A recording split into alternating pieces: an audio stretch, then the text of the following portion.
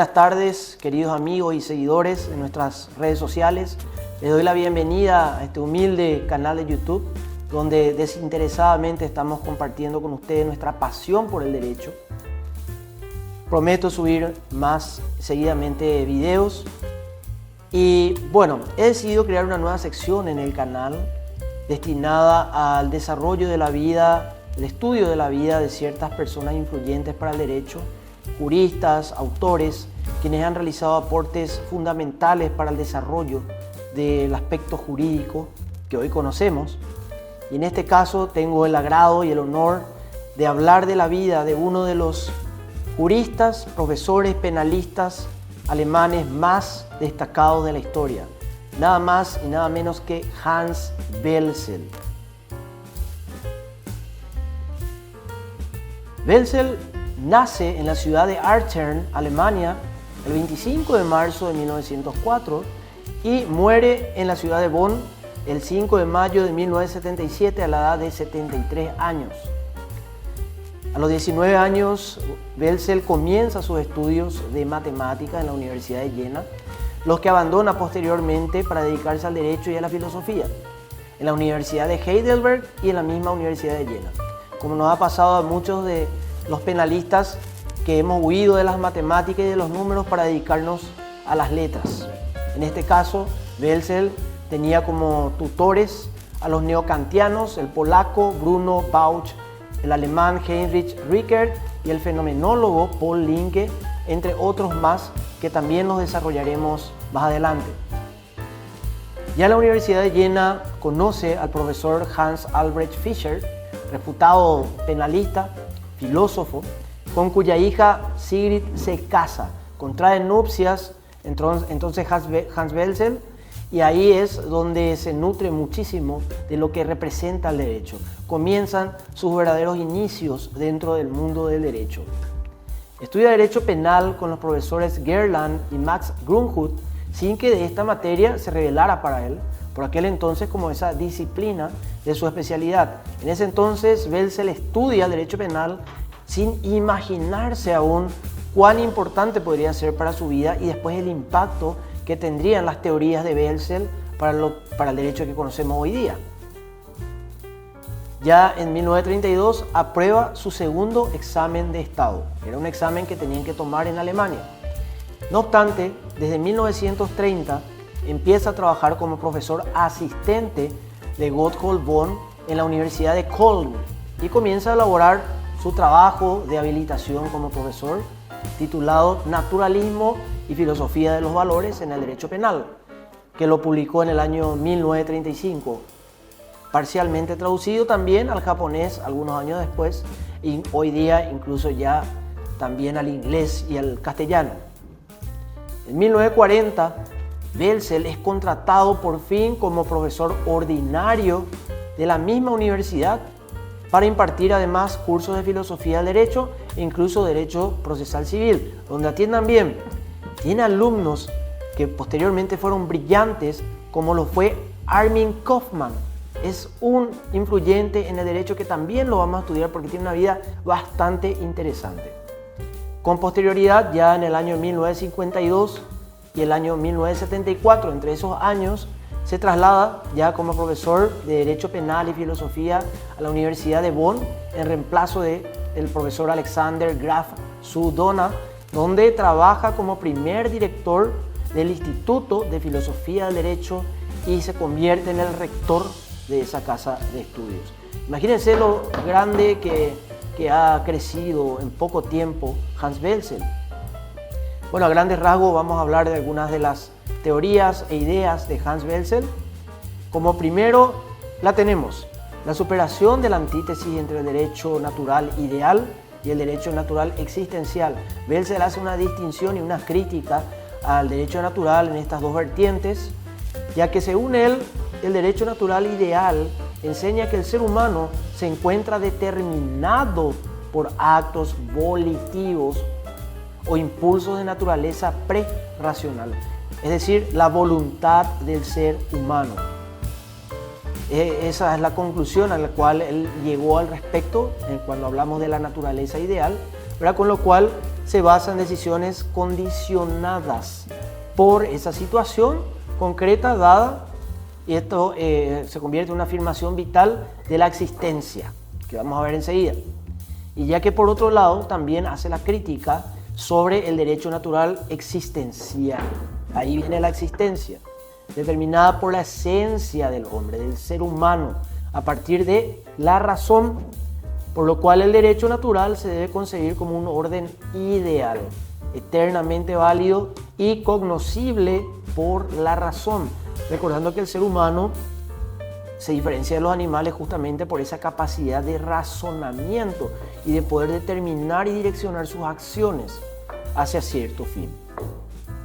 Por otro lado, Belzel mencionaba que las normas jurídicas solo se refieren a actos, acciones. Es por eso que hablamos que el derecho penal sanciona o castiga las acciones humanas. No, por eso no podemos hablar de un castigo de una empresa jurídica o, digamos, de una persona jurídica o de un animal, porque no tienen capacidad de razonamiento los animales, y una empresa jurídica, recordemos que es una personería de existencia ideal, por lo cual solamente castiga las acciones humanas.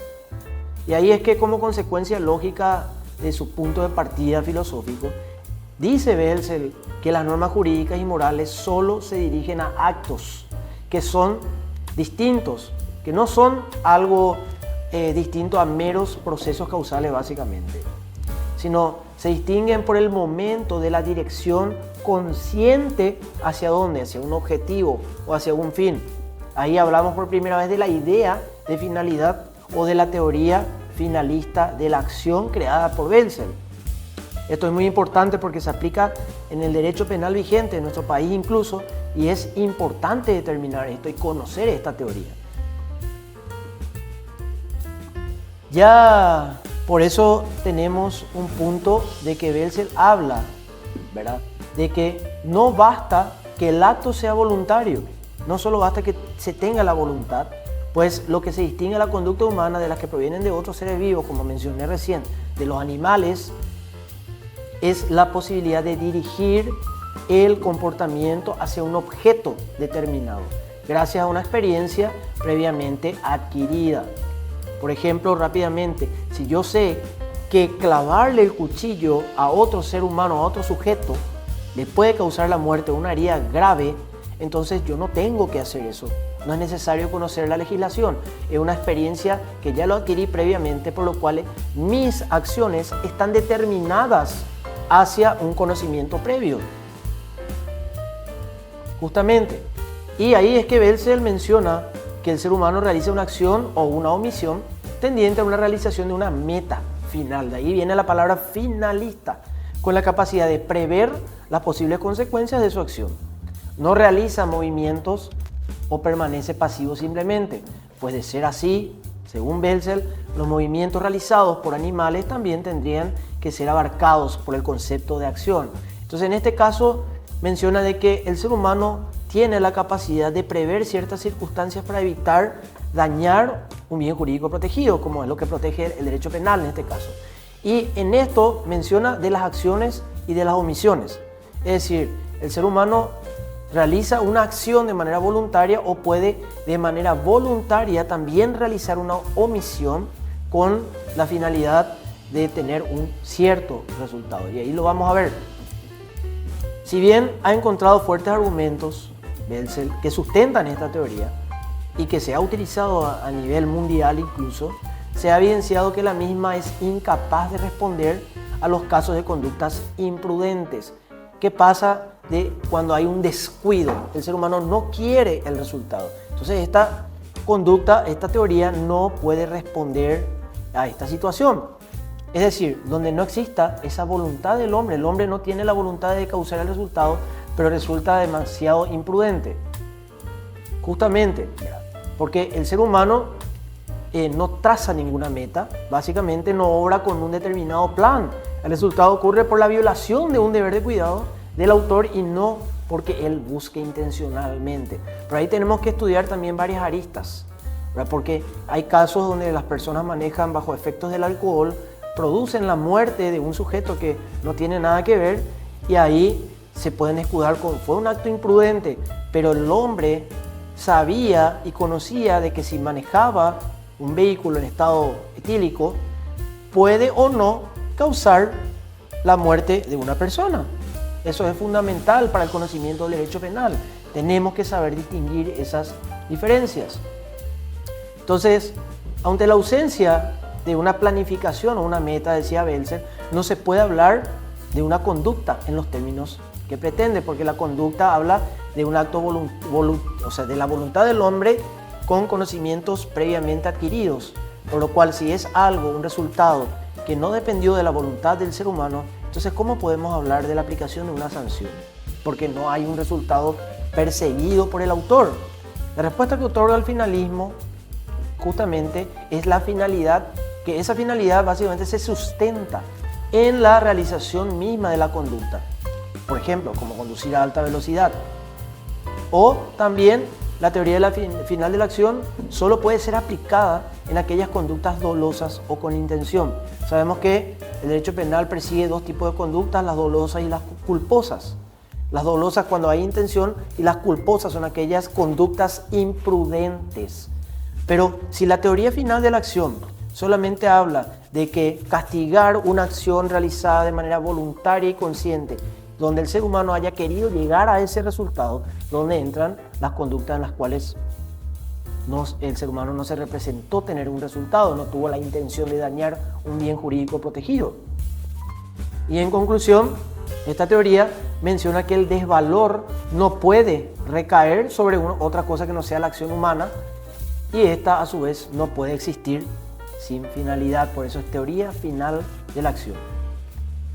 Y por último, Belzer hablaba de una sistemática del delito subjetivo, objetivo, en contraposición a la causalista. Una teoría causalista que vamos a desarrollarla en otro video. Y ahí es que Belzer pone, digamos, en escena todos y cada uno de sus planteamientos en el ámbito del derecho penal, dando lugar, ¿verdad?, a una construcción del delito que revolucionó para toda la dogmática de la época, es decir, el finalismo. El finalismo crea una revolución. ¿Y por qué? Esto ha tenido una influencia muy marcada durante los últimos 50 años, no solo en Alemania, sino fuera de ella, incluso en Paraguay. A partir de la constitución fundamental del hombre como ser activo y obligado a un sentido de la vida que se manifieste en sus acciones, dice Belzer que se extiende al derecho penal, entre las cuales se mueve la verdad histórica de las regulaciones jurídico-penales. Es importante determinar porque existen casos en el que, dada la circunstancia, un piloto de avión se encuentra pilotando un avión y por circunstancias ajenas a él, falla un motor, etc., debe aterrizar. Al aterrizar no puede disminuir la velocidad porque los motores están fallando, hace un aterrizaje de emergencia y entonces ¿qué pasa? La consecuencia es de que no se le puede prohibir o limitar la velocidad al conductor, al piloto del avión, por el hecho de que venía en una situación específica. No se le puede aplicar una sanción al piloto del avión porque sobrepasó, por ejemplo, una velocidad de 30 km por hora cuando era una circunstancia que él no podía prever. Por eso es que la teoría final de la acción es muy criticada por varios otros juristas que vamos a ir viendo más adelante en otros videos, porque sí, es una teoría bien fundamentada, pero excluye o deja de lado, o vamos a decir, Belzer se olvida de tratar aquellos delitos imprudentes. Entonces, quédate con nosotros en el canal de YouTube. Espero que sigas atendiéndonos, siempre siguiendo nuestros videos, nuestras publicaciones en las redes sociales. Seguinos en nuestra página web www.mentejuridica.com.py. Ya tenemos perfil de Facebook y también de TikTok. Y esperamos que puedas comentar en la cajita de comentarios dando nuevas ideas y contribuyendo con esta noble causa. Muchísimas gracias y desde el Estudio Jurídico Contable Ortúzar Lugo y Asociados te deseamos un excelente fin de semana. Chau, chau.